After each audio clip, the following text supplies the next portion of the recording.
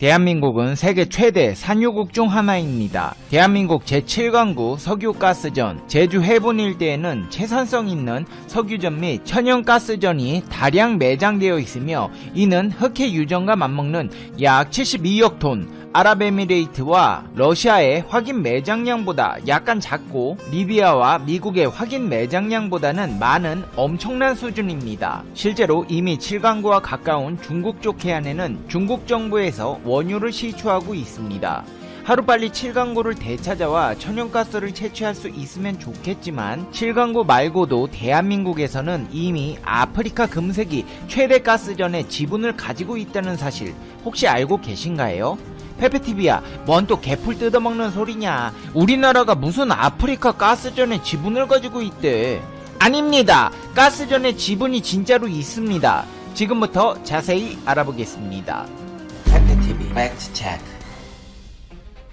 아프리카 대륙 남동부의 모잠비크 공화국은 1인당 GDP가 2020년 하반기까지 $500에도 못 미치는 국가이지만 무역량이 상당한 편으로 사하라 이남 아프리카 국가들 중에서는 15위권 안에 듭니다. 우리나라와 마찬가지로 포르투갈에 식민 지배를 겪은 아픈 역사가 있으며 1975년 독립했습니다. 근데 이 모잠비크가 한국과의 사업으로 인해 5년 뒤면 세계 2위 천연가스 생산국으로 부상할 것이라는 분석이 나오고 있습니다. 지난 2011년부터 미국 아나다코, 이탈리아 에니 등 글로벌 메이저 기업들이 북동부 해상 지역에 탐사 활동을 벌여 금색이 발견된 천연가스 중 최대 규모라고 평가되는 대규모 해상가스전을 발견했기 때문입니다. 총 6개의 광구를 탐사한 결과 2개의 광구에서는 대규모 천연가스가 발견됐으며 나머지 4개 광구에서도 매장량은 확인됐으나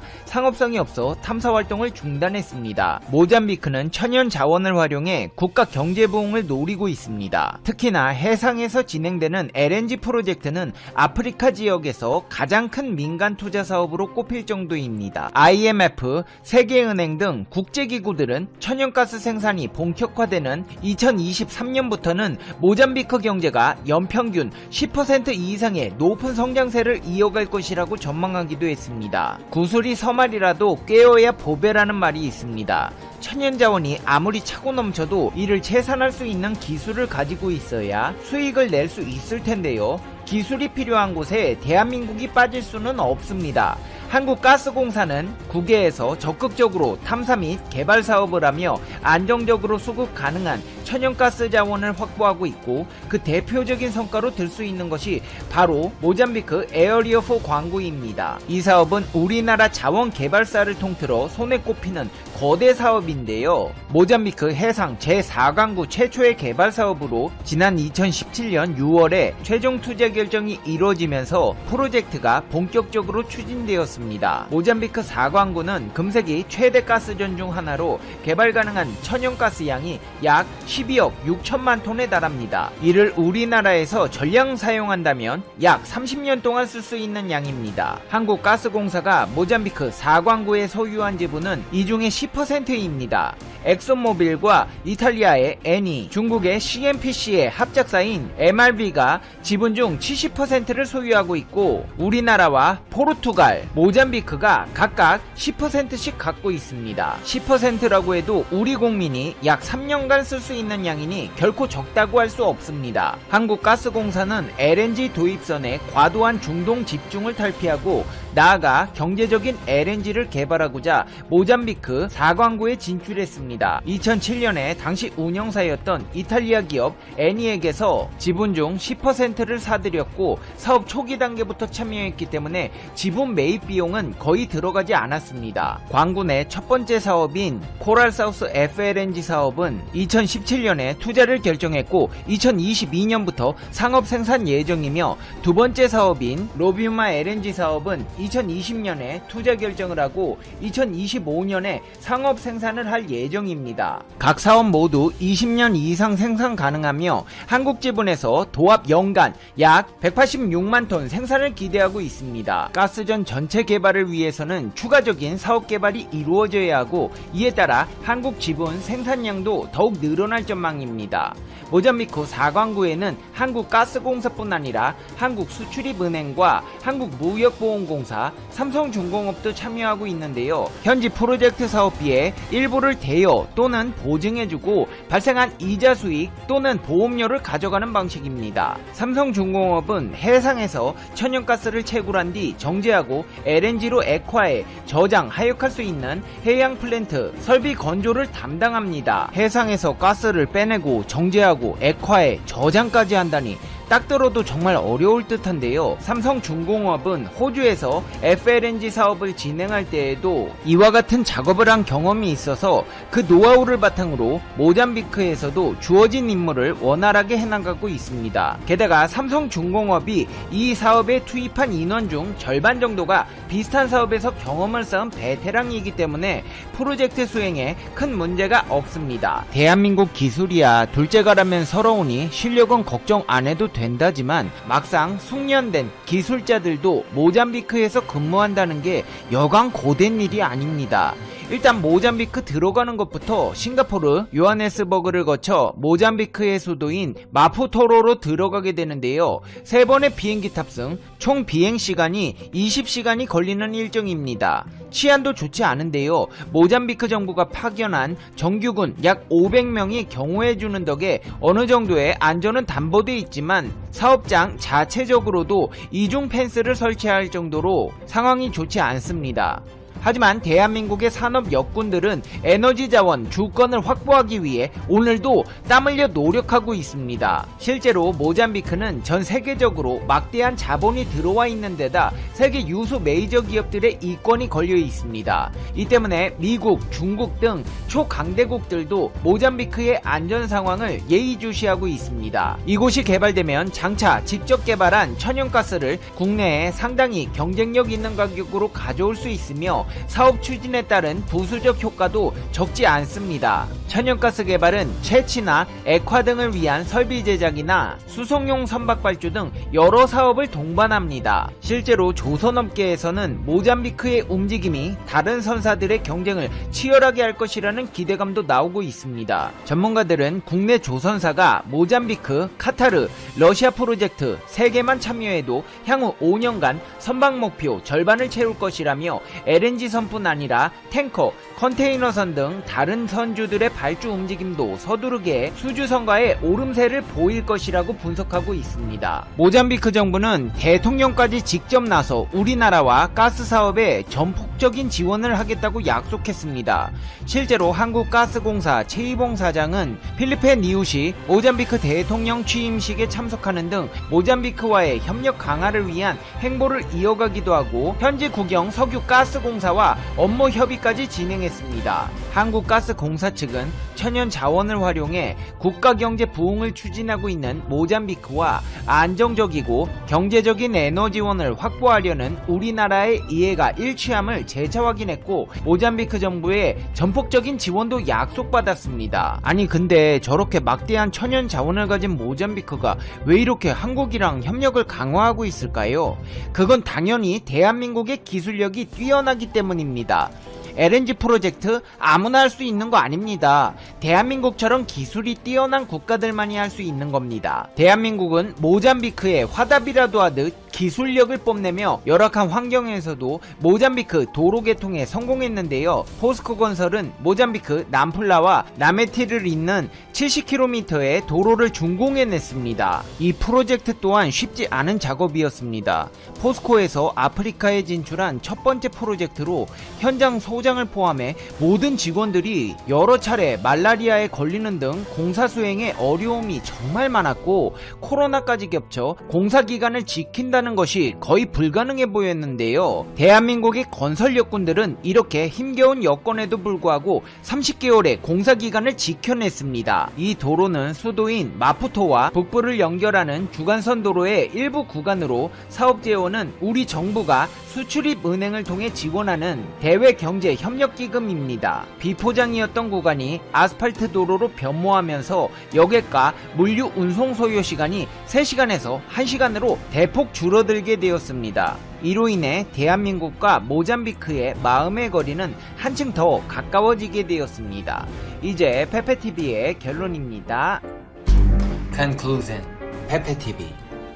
대한민국 대한수출 규제가 별 효과를 거두지 못하면서 약이 바짝 오른 일본이 두 번째 특단의 보복 조치를 내놨습니다. 바로 한국을 상대로 특허권에 대한 이단 이의 신청을 남발하고 있는 것입니다. 실제로 올해 들어서만 일본 측에서는 일본이 보유한 소재 부품 장비 분야 특허와 관련해 최소 9건 이상의 이의 신청을 제기한 것으로 확인되었습니다. 일본의 이런 행보는 지난해 일본의 수출 규제로 세계 무역기구 분쟁 절차가 진행되는 가운데 한국의 유명희 후보가 WTO 사무총장 최종 2인 후보에 오르면서 발등에 불이 떨어진 상황에 수출 규제가 아닌 특허권 자체로 한국 기업의 기술력 견제를 위해 특허 분쟁 준비를 본격화하는 것으로 보여 수출 규제에 이은 2차 무역 전쟁에 시동을 거는 것 아니냐는 분석이 나오고 있습니다. 특허청 자료에 따르면 올 들어 지난 7월까지 일본 기업 등이 한국을 상대로 신청한 특허 분쟁은 총 10건입니다. 특히나 주목해야 할 점은 일본이 이의 신청을 제기한 분야가 소재 부품 장비에 집중되어 있다는 것입니다. 예전에는 일본 측의 특허 분쟁이 이미 특허가 난 사안에 집중되었지만 최근 들어서는 주로 신기술 관련 분야에 집중되었다는 점도 눈에 띕니다. 올해 일본 측이 제기한 특허 이의 신청 내역을 보면 2차 전지나 연료 전지, 에너지 저장 장치, 반도체 부품 등 신기술 품목 관련 특허가 대다수입니다. 한국은 소재 부품 장비 분야에서 일본으로부터의 의존도를 줄이기 위해 꾸준히 노력해왔고 그 결실들을 맺고 있는 상황입니다.